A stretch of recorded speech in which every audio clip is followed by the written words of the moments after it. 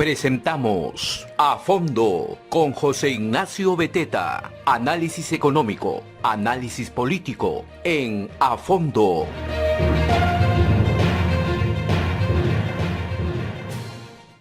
Hola, ¿cómo están? Muy buenos días. Soy José Ignacio Beteta, conductor de A Fondo, como siempre todos los días gracias a la Red de Comunicación Regional y también presidente de la Asociación de Contribuyentes del Perú. Esta semana hemos dedicado toda la semana a hablar de las libertades, de la libertad de los ciudadanos. Ustedes, amigos y amigas que nos escuchan, que nos ven, son libres para empezar. Somos libres, seámoslo siempre. Bueno, ese himno tiene que ser protegido, tiene que ser llevado a la realidad por y gracias a nuestras autoridades y a nuestros políticos. Los políticos y nuestras autoridades no han nacido para ser nuestros papás, no han nacido para controlarnos, no han nacido para resolver nuestros problemas, han aparecido ahí, les hemos dado poder para que nos dejen ser libres, para cumplir nuestros sueños, para poder aspirar, para poder crecer económicamente, desarrollarnos, tener una vida en paz, una casa, sin que haya corrupción, inseguridad, burocracia, mafias, narcotráfico, drogas, delincuencia. Para eso pagamos impuestos, no para que el Estado sea nuestro papá, no para que el Estado nos resuelva la vida, no para que el Estado nos prometa regalos y cosas, sino para que nos deje ser libres y para que siendo libres podamos desarrollar nuestros sueños. Y hay muchas libertades. La libertad, por ejemplo, para empezar, para vivir. La libertad del que vive, la libertad del que nace, la libertad del ser humano que ha sido concebido para vivir. Es una libertad. La libertad de creer en lo que te da la gana. La libertad de creer en una religión, en ninguna religión, en otra religión. La libertad de creer, la libertad de creencia. Y una muy importante, que es a la que le vamos a dar bastante énfasis esta semana, es la libertad de expresión. La libertad de expresión que está vinculada definitivamente con la libertad periodística, con la libertad de prensa. El señor presidente Castillo no ha dado más que 30 minutos de declaraciones en 60 días a la prensa. Y ustedes dirán, bueno, José Ignacio, es que la prensa lo quiere fastidiar. No. La prensa, queridos amigos y amigos, es un medio, ayer lo decía Iván Slokovich en nuestra entrevista con él, es un medio, es un mediador entre los ciudadanos y los políticos. Y en ese sentido, sirve, es muy útil que la prensa hable, cuestione, le pregunte al señor Castillo, porque cuando lo hace, el señor Castillo, sus ministros, tienen que dar respuestas adecuadas. Tienen que decirnos hacia dónde vamos. Tienen que decirnos sí, sí, no, no. Si no nos dicen sí, sí, no, no, no vamos hacia dónde vamos. Y lo que está pasando hoy día es que no sabemos a dónde vamos. Y una de las razones por las cuales no sabemos a dónde vamos es porque estos señores políticos, estos ministros, este presidente, no dan la cara a esa prensa que los quiere cuestionar. La prensa cumple un rol fundamental. Y de eso vamos a hablar hoy día con nuestra invitada. Tenemos el agrado de tener con nosotros a Cecilia Valenzuela, directora de Perú 21, que en unos instantes seguramente ya va a estar con nosotros. Ahí está Cecilia, buenos días, ¿cómo estás? Hola, buenos días, un gusto comunicarme con ustedes. Gracias, Cecilia, por estar con nosotros. Bueno, este programa llega a 12, 13 regiones en el Perú, más de 40 emisores locales y provincianas, y definitivamente la gente en provincias, en regiones, tiene mucho interés de saber acerca de la importancia que tiene la libertad de prensa, el rol de la prensa. Y esa es mi primera pregunta, ¿no? O sea, ¿cómo has visto tú en estos primeros 2 meses de gobierno el rol de la prensa independiente, el rol de la prensa libre, frente a todas las cosas que estamos viviendo, estas dificultades en las que estamos, ¿no? Bueno, mira, la prensa, como decías tú hace unos segundos, es fundamental para poder vivir en democracia. Y la democracia tiene espacios para todos, empezando por los espacios de oportunidad para todos. Cuando no hay democracia, cuando hay autoritarismo, solo tienen oportunidad los amigotes de los gobernantes, los que reciben o consiguen una tarjeta para poder entrar o pasar o les dan un cargo, pero la gran mayoría no tiene oportunidad. La democracia te brinda oportunidad y la prensa es un gran espacio y una gran posibilidad para eso, porque tú, a partir de la prensa, puedes quejarte, puedes llamar la atención, puedes levantar tu voz. Si no hay prensa libre, no puedes levantar la voz, no puedes reclamar, porque simplemente no habrá un canal para hacerlo.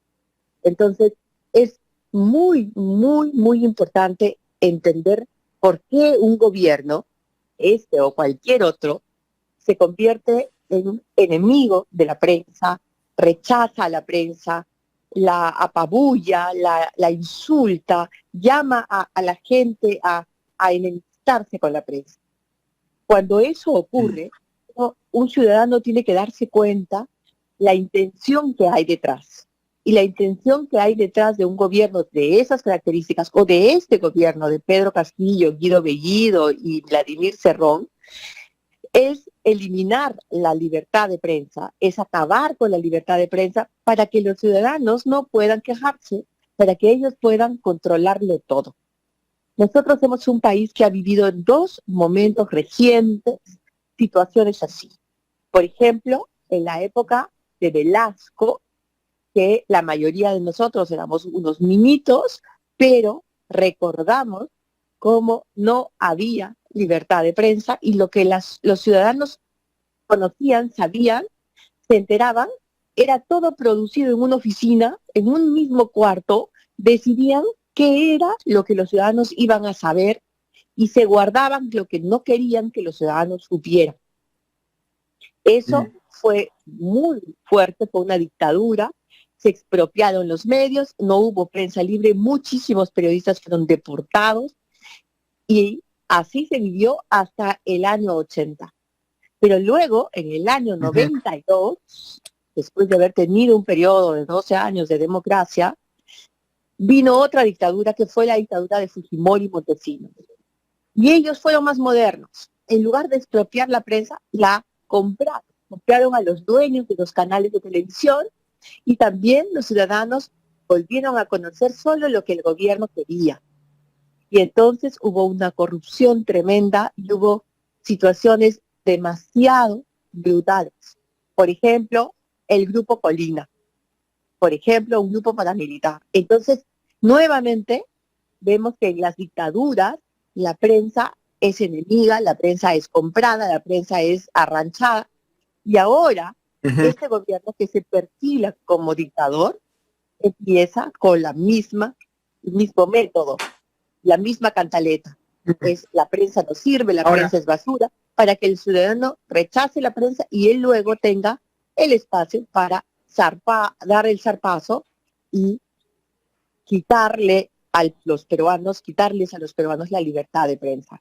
Entonces, yo creo que es muy importante, primero que nada, que entendamos el valor que tiene la prensa, que recordemos que toda, por ejemplo, la investigación Lavajato, toda la corrupción que se ha denunciado últimamente, la ha denunciado la prensa. Es la prensa la que le brinda al ciudadano posibilidades no solo de quejarse, no solo de levantar su voz, sino también de luchar contra la corrupción, que es tan dañina, que tanto mal nos hace a los peruanos y que está en todas partes, en el distrito, en la provincia, en la región y por supuesto en Lima, en el gobierno central. Entonces, eso por ese lado es muy importante y por ese lado también es fundamental que entendamos por qué este gobierno quiere enemistarse y quiere rechazar y quiere acabar con la libertad de prensa. Claro, ahí iba a profundizar justamente en este tema de las regiones porque la estrategia del señor Castillo, de Bellido, de Bermejo, y quiero que nos cuentes un poco tu opinión sobre esto, es muy sencilla. Él no habla con la prensa independiente, con la prensa que lo puede cuestionar, pero se pasea por el Perú haciendo pequeños mítines, reuniones, bailando, cantando canciones, ¿no? Prometiendo cosas por acá, prometiendo cosas por allá. Ha utilizado esa estrategia de hablo, entre comillas, con el pueblo, pero no rindo cuentas de lo que hago con quienes me pueden cuestionar, ¿no es cierto? Sí, en realidad lo que están haciendo ellos es campaña política.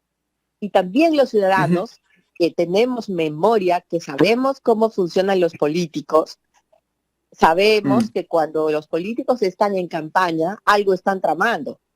Nos están distrayendo, están diciéndole a la ciudadanía, al pueblo del Perú, Mira cómo bailo, mira la cantidad de sombreros que me pongo, mírame lo liso que soy, lo insolente que soy, cómo contesto, pero no mires Claro, lo que estoy haciendo, no mires lo que estoy negociando, con quién estoy de acuerdo. negociando y qué quiero hacer. Entonces, tenemos también que saber, los peruanos, que cuando los políticos están en campaña permanente, algo están tramando. Recordemos nomás a Fujimori. Fujimori andaba en campaña permanente, vestido todos los días de trajes típicos, dando ropa, regalando ropa, y detrás de eso, tremenda corrupción, millones de millones robándose. Entonces tenemos que tener esa memoria, ¿no? Es muy importante. Ujú. Ahora, un pasito más. La prensa en regiones es una prensa a veces poco financiada, olvidada. Creo que el centralismo en el que a veces estamos también nos pasa la factura, digamos, ¿no? Ciertamente en Lima vive el 30-32%, no sé, de la población, lo cual es evidentemente natural y justo, comprensible que muchos problemas y muchos debates públicos se centren en Lima. Sin embargo, ¿ha habido una desconexión, crees tú, entre, digamos, el debate público, oficial, importante, y los debates locales, regionales? ¿Cómo hacer para conectar de nuevo? Porque la prensa regional y local ahora va a tener un rol más importante incluso, o tan importante, como la prensa, entre comillas, nacional o la prensa en Lima, para poder fiscalizar y para poder ser independiente. Y lo primero que va a querer hacer Castillo y probablemente sus edecanes es justamente comprar esos medios regionales y locales y provincianos, ¿no? Pero la prensa siempre se debe a los ciudadanos y a sus lectores, a sus radioescuchas, a su público. Es decir, si el público es exigente, si el ciudadano es consciente de sus derechos, entonces la prensa tiene que comportarse de una manera no solo correcta y a la altura de las circunstancias, sino actual, es decir, abordando los problemas reales.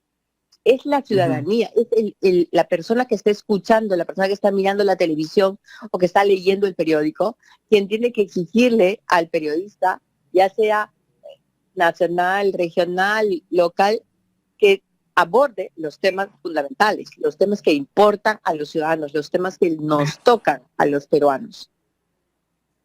Uh-huh. De Y el acuerdo, rol, claro, por y ahí supuesto, es un poco, fundamental. sí. No, no, tienes razón, pero ahí juega mucho la formación, el espíritu crítico, la educación, un poco de nuestra población, que definitivamente muchas veces ha faltado ese ánimo de formar una ciudadanía con espíritu de libertad, con espíritu de democracia, con espíritu, digamos, de crítica frente al Estado, digamos, ¿no? Y a la burocracia, definitivamente, ¿no? Ahora, ya en este contexto, una opinión un poco más política, ¿cómo ves el camino en los siguientes meses? Porque es un gobierno definitivamente que no tiene un norte, lo muestra justamente porque no rinde cuentas, no dice hacia dónde vamos. ¿Qué crees que puede pasar en el futuro ya con la ciudadanía, el gobierno, el contexto político?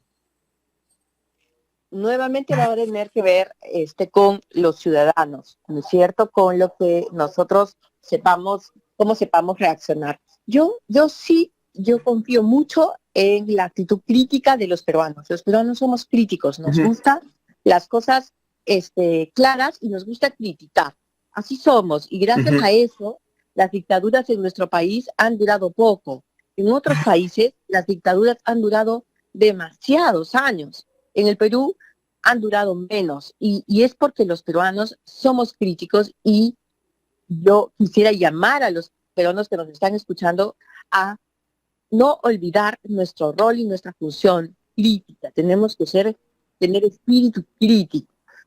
Y lo que yo veo es que no tenemos realmente un presidente, porque el presidente Castillo dice una cosa y a la vez dice otra y todo depende de con quién está. Entonces, a mí me parece que es una persona que se deja manipular, a quien lo están acorralando por un lado, poniendo contra la pared en otro. Entonces, eso es muy lamentable porque los peruanos sin liderazgo no vamos a ir a ninguna parte.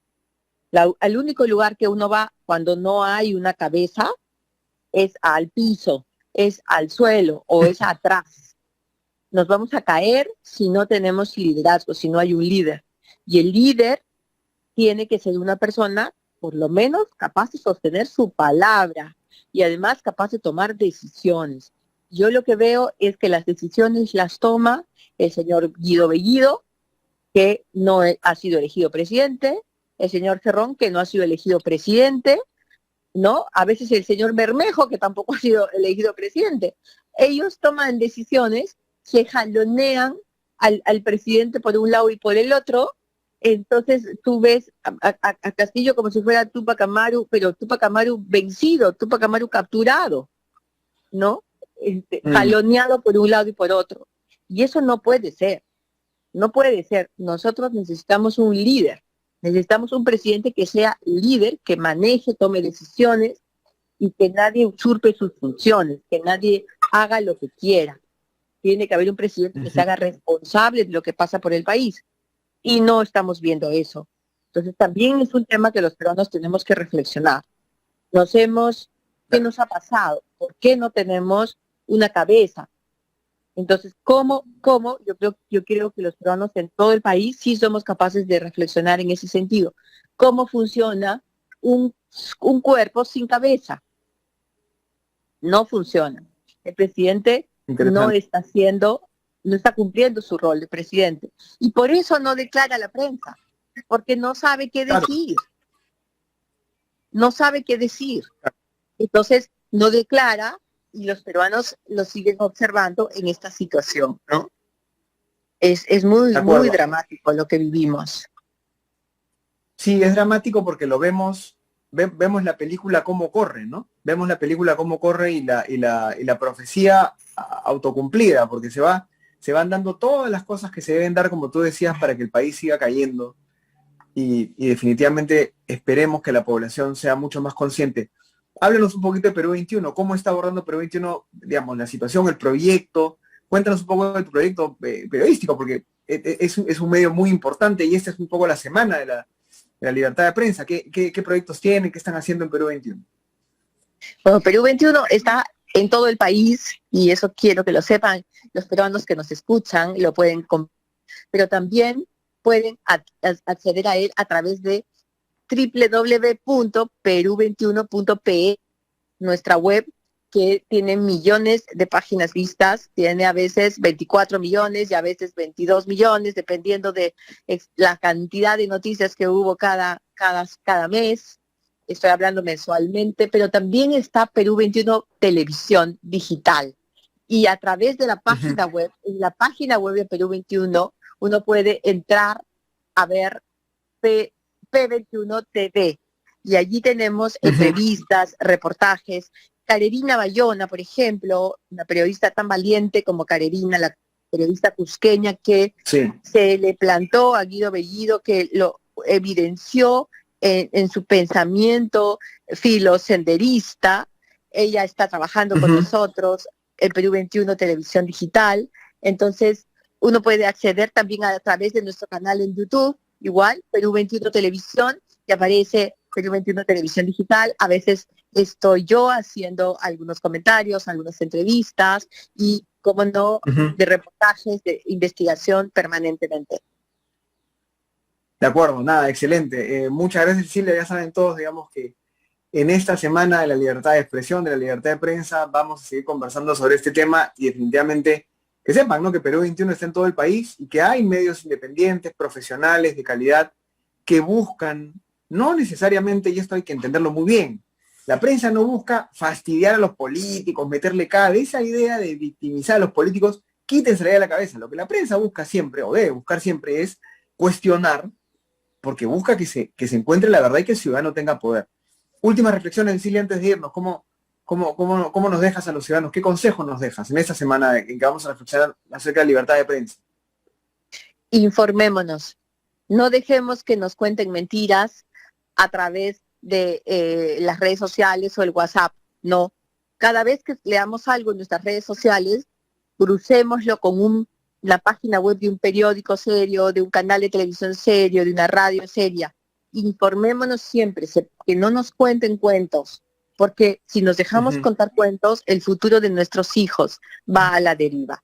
De acuerdo. Muchísimas gracias, Cecilia, por estar con nosotros. Gracias a ti, un abrazo. Buenos días. Otro.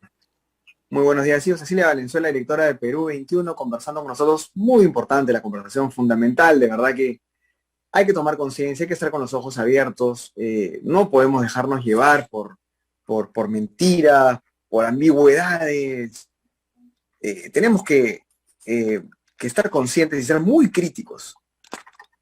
Ahora, nos está tocando, como todos los martes y jueves, tener nuestra sección Entérate Perú, gracias al proyecto La Tribu. Cero, ¿cómo estás? Cuenta. Buenos días, José Ignacio. Un gusto estar en Entérate Perú para conversar esa vez sobre las facultades legislativas que está pidiendo el Ejecutivo al Congreso, ¿no? Que pediría al Congreso. El gobierno ha sido reiterativo en que va a presentar el proyecto de ley para solicitar facultades legislativas en materia tributaria, con el objetivo de trabajar por un sistema tributario más funcional y equitativo, ¿no? Según Franke, los cambios se darían para reducir la evasión, mejor administración de los recursos y captar también más impuestos. Pero estas propuestas, José Ignacio, las hemos escuchado de gobiernos anteriores, desde siempre. Suenan bastante bien y no se ha logrado por falta de medidas concretas, no atacar el problema de fondo, un mal diagnóstico, y en este caso por un diagnóstico ideologizado, ¿no? En el que se cree que deben ser los mismos o las empresas las que deben de pagar más impuestos, pero no se busca incluir a que más personas, más empresas puedan aportar o hacer más atractiva la formalidad, ¿no?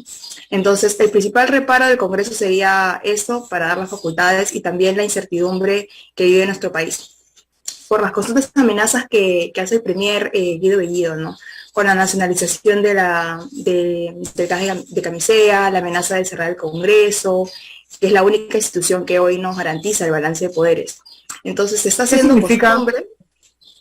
Lucero, sí. ¿Qué significa pedir facultades legislativas? Vamos a decirlo muy en sencillo, muy en claro para que la gente lo entienda. Cuando el Poder Ejecutivo del presidente le pide al Congreso facultades legislativas, ¿qué significa eso?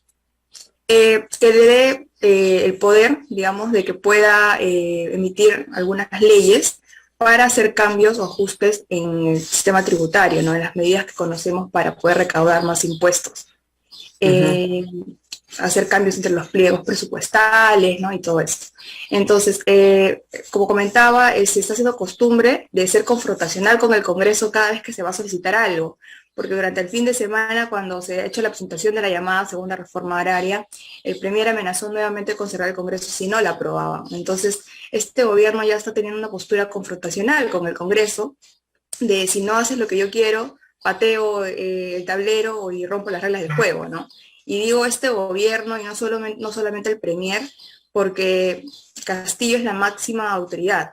Y así como Guido Bellido puede retirar ministros, Castillo puede retirar a Guido Bellido. Entonces, si el Premier sigue con estas declaraciones, es porque tiene el respaldo del presidente.